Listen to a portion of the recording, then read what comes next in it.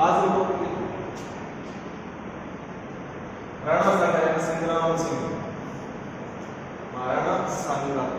देखो महाराणा सांगा जो व्यक्ति बेटा था मेवाड़ की, तो इसने नाम लिख दिया था संग्राम सिंह। इसके बाद में राणा सांगा का परिचय के अंदर क्या आ जाता है?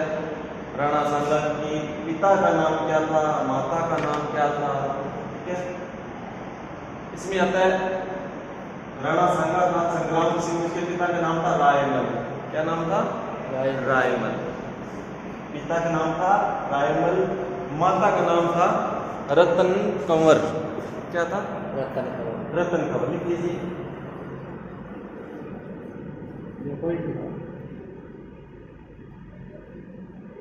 कहते कि जो रायमल था उसके 11 रानियां थी। 11 रानियों के 13 पुत्र थे और 2 पुत्रियां थी। और रायमल क्या था कि अपने जीवन काल के अंदर जो उत्तराधिकारी किसको बनाना है ये निर्णय नहीं कर पाया था। इसलिए जो सबसे बड़ा पुत्र था राजा, जो बड़ा पुत्र था रायमल का, वो था पृथ्वीराज। क्या नाम था? पृथ्वीराज, जयमल और सांगा। इन तीनों के मध्य उत्तराधिकारी संघर्ष को लेकर युद्ध होता है। इसके अंदर सबसे बड़ा पुत्र था पृथ्वीराज, ठीक है, जिसे क्या बोलते हैं? ज्येष्ठ पुत्र बोलते हैं। इसके बाद में आ गया जयमल, उसके बाद में आ गया राणा सांगा। तो जयमल अपने जीवन काल के अंदर उत्तराधिकारी का निर्णय नहीं कर पाता। उसके बाद में क्या होता है? इन आपस में इन भाइयों का उत्तराधिकारी संघर्ष शुरू हो जाता है। और मेन रूप से क्या होता है? इन तीनों के मध्य ही होता है उत्तराधिकारी संघर्ष। किन किन के मध्य? उत्तराधिकारी किन किन के मध्य हो गया? पृथ्वीराज, जयमल, राणा सांगा। पिताजी का नाम क्या था? रायमल। माता रतन कंवर। तो एक क्यों आपस में लड़न लागे। एक आमो चाचो काको, एक नाम है सारंगदेव। के नाम सारंगदेव। किंगो काको? पृथ्वीराज को, जयमल को, राणा सांगा को। अन पृथ्वीराज के क्यों भी थे लड़ो ना, यहाँ लड़िया कोई उत्तराधिकारी मतलब कोई निर्णय हो कि लड़ो ना। साचा सारंगदेव के क्यों अनेक मतलब कोई रास्ता दिखायो कि आप यहाँ करो अपने ज्योतिषी का चालो, ठीक है, जो पतड़ो वगैरह ब्राह्मण वगैरह देखे कर नहीं भी का चाला, वो बता देगो भी मेवाड़ को शासक कौन बनाएगा, राजा कौन बनाएगा। अठे किया है सारा सारंगदेव जी लेके गया। अंतिम नाम किन किन है? पृथ्वीराज ने, जयमल ने और राणा सांगा।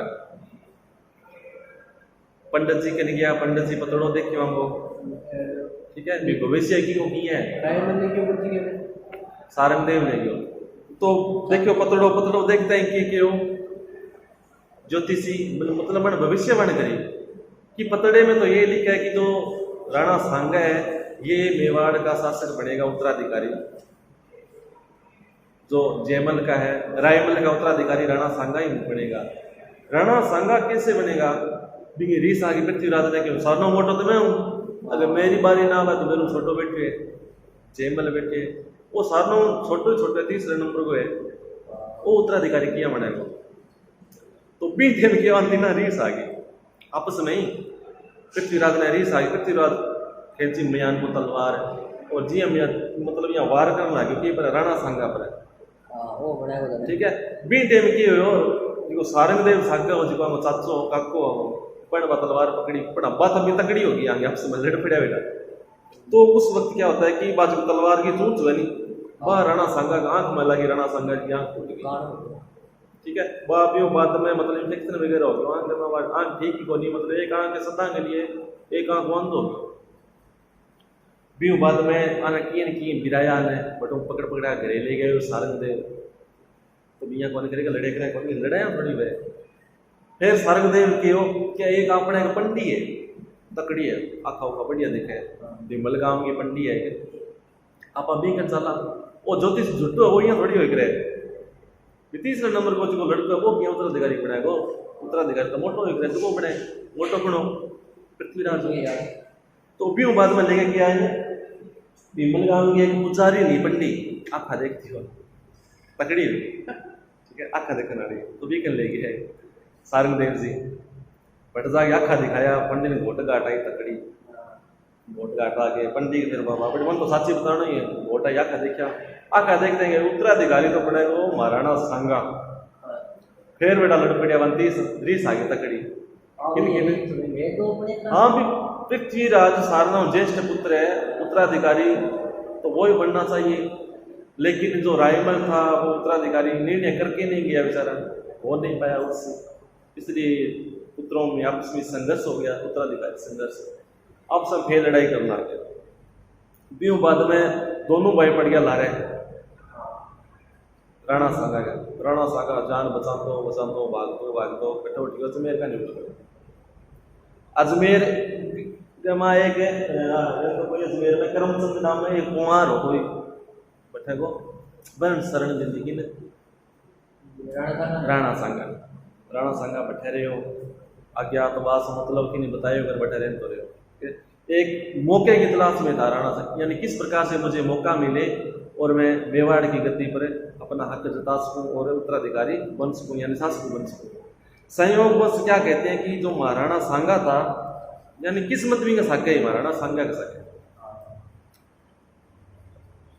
एक टाइम की बात है जो पृथ्वीराज था वो गुजरात अभियान पे गया हुआ था, वहां से वापस आ रहा था तो रास्ते में क्या होता है इनका इसका बहनोई साथ में था, इसका पृथ्वीराज का बहनोई साथ में था और उस बहनोई ने क्या किया एक जहरीली गोलियां खिला दी किसको पृथ्वीराज को, जिससे क्या हो गया पृथ्वीराज की मृत्यु हो जाती है, पृथ्वीराज बेचारा मर गया। बहनोई ने कोई जहरीला पदार्थ दे दिया भोजन के अंदर पृथ्वीराज को पता नहीं चला, ठीक है। इसके बाद में कौन बच गया एक जयमल बच गया, कौन बच गया जयमल बच गया। जयमल का युद्ध हुआ था राव सुल्तान के साथ, कौन था राव सुल्तान ने जयमल को मार दिया, ठीक है। अब पृथ्वीराज राणा सांगा के सामने रास्ता साफ हो गया क्योंकि उसे संघर्ष करने वाला कोई बचा ही नहीं है, दोनों वैसे ही मर गए बेचारे, किस्मत उसने उसका साथ दिया, भविष्यवाणी सच्ची होगी भी मेवाड़ का शासक तो बनेगा कौन, राणा सांगा बनेगा। इस प्रकार से वक्त आ गया 1509 का और 1509 के अंदर क्या होता है मेवाड़ की गद्दी का शासक बन जाता है कौन है राणा सांगा, नाम था राणा सांगा, लेकिन मेवाड़ की गद्दी पर बैठा था इस संग्राम सिंह के नाम से गद्दी पर बैठा था ये। इसके बाद में आगे आता है इसका बाबर के साथ में क्या क्या संबंध रहा था वो पढ़ेंगे आगे। तो पृथ्वीराज मरने से पहले इसका झगड़ा हो गया था अपने चाचा जी के साथ में, क्योंकि चाचा जी इनके बीच बिचाव कर रहा था, काको ले बैठे थे बेचारे, वो काको जी नाम पकड़ा तो मैं राणा सांगा को काटो काट दूंगा, ठीक है। इसलिए इसको गुस्सा आ गया किस पर सारंग देव पर, और पृथ्वीराज ने अपनी मृत्यु से पूर्व इस सारंग देव को मार दिया, किसने पृथ्वीराज ने, जयमल को मार दिया राव सुल्तान ने, ठीक है। और पृथ्वीराज को मार दिया किसने, इसके बहनोई ने जहरीली गोलियां वगैरह देती थी जिससे इसकी मृत्यु होगी। अब राणा सांगा के सामने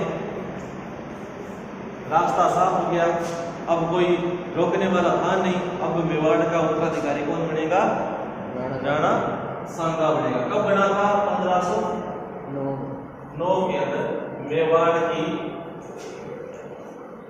गद्दी पर बैठता है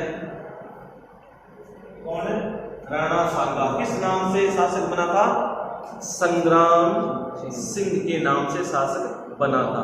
अब अपन आता है मेन मुद्दा, इस पर राणा सांगा और बाबर के मध्य कौन कौन सा युद्ध हुआ था, इनके संबंध क्या थे, किसके बाबर और राणा सांगा के, वो पढ़ेंगे।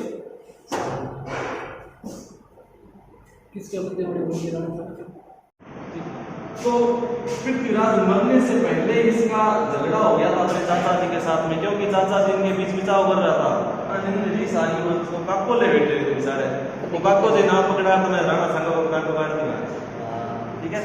इसलिए इसको गुस्सा आ गया किस पर सारंग देव पर, और पृथ्वीराज ने अपनी मृत्यु से पूर्व इस सारंग देव को मार दिया, किसने पृथ्वीराज ने, जयमल को मार दिया राव सुल्तान ने, ठीक है। और पृथ्वीराज को मार दिया किसने? इसके बहनोई ने जहरीली गोलियां वगैरह देती थी जिससे इसकी मृत्यु होगी। अब राणा सांगा के सामने रास्ता साफ हो गया, अब कोई रोकने वाला था नहीं। अब मेवाड़ का उत्तराधिकारी कौन बनेगा? राणा सांगा बनेगा। कब बना था? 1509 के अंदर मेवाड़ की गद्दी पर बैठता है कौन? राणा सांगा। किस नाम से शासक बना था? संग्राम सिंह के नाम से शासक बना था। अब आता है मेन मुद्दा, इस पर राणा सांगा और बाबर के मध्य कौन कौन सा युद्ध हुआ था, इनके संबंध क्या थे? किसके? बाबर और राणा सांगा के, वो पढ़ेंगे। तो नया शासक बनता है, सबसे पहले उसके सामने प्रारंभिक कठिनाइयां आती है, क्योंकि उससे पहले बहुत ज़्यादा युद्ध होते हैं, जो अराजकता वो भी फैल जाती है, शासन को अच्छी तरह से संभाल नहीं पाते हैं शासन। यानी इसमें पहला पॉइंट आता है कौन सा? यानी संग्राम सिंह की कठिनाइयां।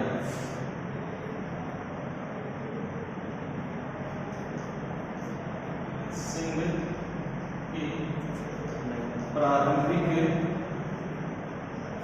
कठिनाइयां।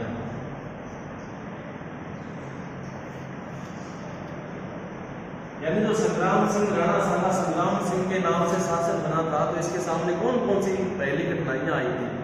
यानी जो महाराणा कुंभा था, राणा कुंभा,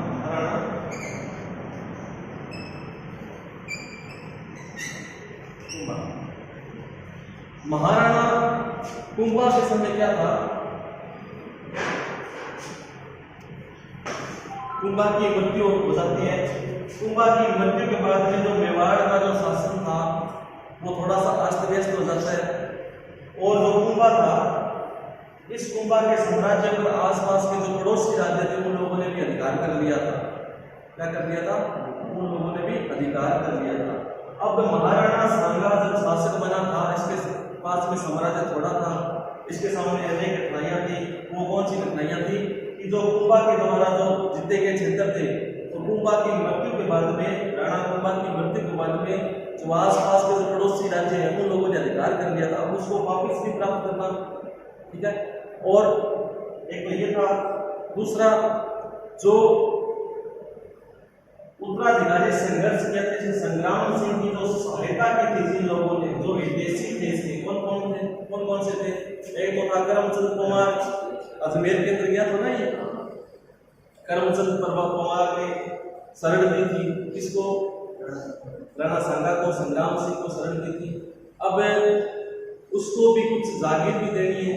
ठीक है, एक परबत सर था, उसके भी कुछ देसी लोग थे इसके, यानी इन लोगों को, यानी एक था करमचंद कुमार, कहाँ का था? अजमेर था, और परबत सर का एक सहयोगी था। और इन लोगों को इसने क्या किया था? 15-15 लाख रुपए वार्षिक, 15-15 लाख रुपए वार्षिक आय की जो जागीर थी वो इसको, इन लोगों को दान की। यानी 15 लाख रुपए की वार्षिक आय की जागीर